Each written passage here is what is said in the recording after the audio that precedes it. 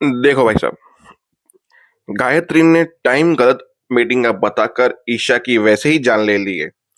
उस चक्कर में ईशा लैपटॉप घर पे भूल गई है, प्रेजेंटेशन सेव नहीं कर पाई है। अब ओम को उसको प्रेजेंटेशन देनी है, वो भी होटल में घुस के, पर ओम का होटल में अलाउड नहीं है जाना। तो ये कहानी कैसे होगी, चलो बताते हैं। हाँ। ईशा थक कर रात को आती है, बोला खाना मैं बाद में खाऊंगी, एक मीटिंग है, वो भी 11 बजे। तो मुझे उसकी तैयारी करनी है रात भर बैठ के। तो ईशा अपने कमरे में चली जाती है। पहले वो गायत्री को कन्विंस करती है कि मुझसे भूल हो गई, माफ कीजिए, मुझे एक चांस दीजिए, मैं रात भर जाग कर मीटिंग की तैयारी कर दूंगी। तो ठीक है, गायत्री ने बोला ओके, चली गई। गायत्री ने बोला तुम कोई ना कोई तो मिस्टेक जरूर करोगी। ईशा ने बैठ के प्रेजेंटेशन तैयार करने की कोशिश कर दी। रात को 1:30 बज गए, खाना पीना सब कुछ छोड़ दिया। फिर आधी रात को चुटकी के कमरे में, यानी कि ओम की बहन के कमरे में कोई घुसा। उसको ओम की बहन ने तबीयत से धोया, पर वो ओम ही था। बोला पिशाच की तरह क्यों आते हो, इंसान की तरह आओ, लाइट जलाओ, फिर जगाओ। और रात को 1:30 बजे कौन सी इमरजेंसी आ गई जो तुमने मुझे उठाया, किचन में चल खाना बनाना है। अभी तेरे को इतनी रात को भूख कहाँ से लगती है, भुखड़। फिर किचन में गए, उसने नूडल्स और चाय बनाया और बोला एक काम कर, तू जाके ईशा को देखिए। वाह, हम दोनों कितने साल से एक दूसरे को जानते हैं। तो कितने साल की है, बोला मैं 21 साल की। तो 21 साल से जानते हैं ना हम तुम्हें। तो 21 साल में आज तक पानी का गिलास तक नहीं दिया गया बहन को, और बीवी के लिए रात को 1:30 बजे जग के नूडल्स और चाय, कहाँ का ये इंसाफ है। अबे तू भी मुझे ताने मारेगी, अभी देखिए वो कब की भूखी प्यासी है। एक काम करता हूँ, पहले मैं जाता हूँ फिर तू आ। ओम गया, वेट करा, कहाँ गई, आई क्यों नहीं है। अरे कहीं बुखड़ खुद तो नहीं खा गई, हो भी सकता है नींद आ गई हो उसको, खा लिया हो खुद उसने। अबे सारे ये करे, पानी फेर दे कि मैं जाता हूँ। जैसे ओम उठा, पर तब तक रागिनी आ चुकी थी। रागिनी ने बोला कि तुम इतनी रात तक क्यों जग रही हो। बोला मैं तो सो रही थी, मतलब मेरा मतलब सो रही थी, फिर मैं जग गई और फिर देखा खाना आपका फ्रिज में पड़ा है, तो मैंने सोचा आपको कुछ गर्म करके बना दूं, तो आपकी प्रेजेंटेशन में थोड़ी हेल्प हो जाएगी आपको। इसकी जरूरत थी, अब थोड़ा काम करने में एनर्जी आएगी। चाय पी। चाय तूने बनाई है? हाँ मैंने बनाई। अच्छी नहीं बनी क्या? नहीं नहीं, अच्छी नहीं, बहुत अच्छी बनी है। नूडल्स का, नूडल्स भी तूने बनाया है? हाँ मैंने ही बनाया। कुछ दिक्कत है भाभी? नहीं कच्ची थी इसके लिए बोला, पर इट्स ओके, मैं खा लूंगी।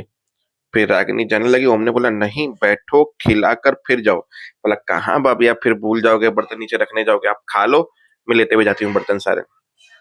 तो जबरदस्ती खिला दिया, पर ईशा समझ गई ये कर्म कांडी इसकी नहीं है, ओम की है। वरना ईशा मतलब रागिनी ऐसा खाना बुरा तो नहीं बना सकती है। तो फिर हो गया, प्रेजेंटेशन रात भर चलती रही। सुबह हुई 7 बजे, फोन आ गया, ईशा कहाँ हो तुम। हाँ मैडम बताइए। मीटिंग के 1 घंटे पहले तुम मुझे प्रेजेंटेशन दिखाने वाली थी, और अभी तक तो तुम्हारे कोई ठिकाने नहीं है। मैडम अभी तो 7 बजे है सुबह के, मीटिंग तो 11 बजे की थी। लगता है तुम्हें टाइम सुनने में गलती हुई है ईशा। मीटिंग 8:30 की थी, 8:30 बजे की, और अभी तक तुम। इट्स ओके, कोई नहीं। नहीं नहीं मैम, हम अभी पहुंच जाएंगे, 1.5 घंटा है, हम 15-20 मिनट में पहुंच जाएंगे। ईशा उठी, फटाफट कपड़े चेंज किए और ईशा निकल गई मीटिंग के लिए। ओम ने बोला ये बहुत गेम खेल रही है बैठ के गायत्री। फिर लैपटॉप पे देखा, पे इतनी प्रेजेंटेशन अच्छी वाली की इसने, पूरी रात मेहनत, सेव भी नहीं कर पाई, और लैपटॉप भी यहाँ पे भूल गई जल्दी जल्दी में।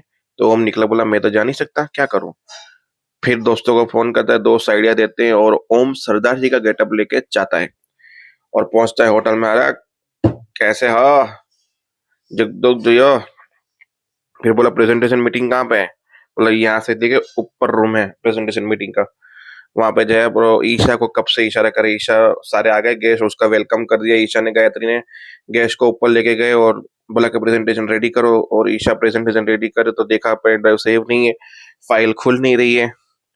फिर दूसरी दिक्कत ये आ गई, ओम पीछ सामने ही खड़ा है। बोला ईशा ईशा सुनो सुनो, पर वो सुन नहीं रही है। जब गायत्री बोली सब इंतजार कर रहे, क्या कर रही हो ईशा। बोला बस वो मैडम, ऐसे ऐसे करके गायत्री खोलने गई उसकी फाइल। भाई गायत्री फाइल खोले, वहां पे तमाशा क्रिएट करे, उससे पहले ओम को कुछ करना था। ओम गया, उसने लाइटर निकाला, कागज लाया, और उसके आगे रख दिया, अलार्म के आगे, जहां धुएं से ही पूरे होटल में अलार्म बज जाता है।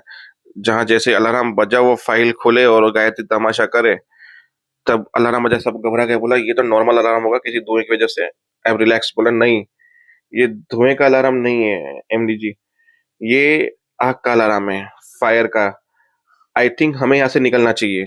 तो सब के सब निकल गए होटल से बाहर और ओम ने थमा दी फाइल। बीच में बोला, वो सरदार जी क्या कर रहे हो? बोला, मैं ओम हूँ, ये फाइल है तुम्हारे कंप्यूटर, तुम इसमें सेव करना भूल गई थी, मैंने सेव कर दिया है। और तुम्हारा ये लैपटॉप तुम्हारे प्रेजेंटेशन रेडी करो, ये सब कुछ मैंने किया है, बाय बाय, सॉरी सॉरी, ये सब कुछ करना पड़ा। निकल गया ओम उस भीड़ में होटल से बाहर। अब दूसरी चीज, ईशा अभी तो खुश हो कि लैपटॉप मिल गया, प्रेजेंटेशन अच्छी हो जाएगी। दूसरी बात पर ओम ने जो कर्म कांडी की, अगर वो सीसीटीवी में आ गई तो ये सरदार जी वाला बांड और ओम का कर्म कांड ओम को जेल पहुंचा सकता है। आज के एपिसोड का टाइटल भले ही ईशा सेव द नौकरी ओम, मतलब ओम ने ईशा की नौकरी सेव करवाई, पर आई थिंक ओम फंस ना जाए, क्योंकि गायत्री कम नहीं है। मिलते हैं कल, तब तक के लिए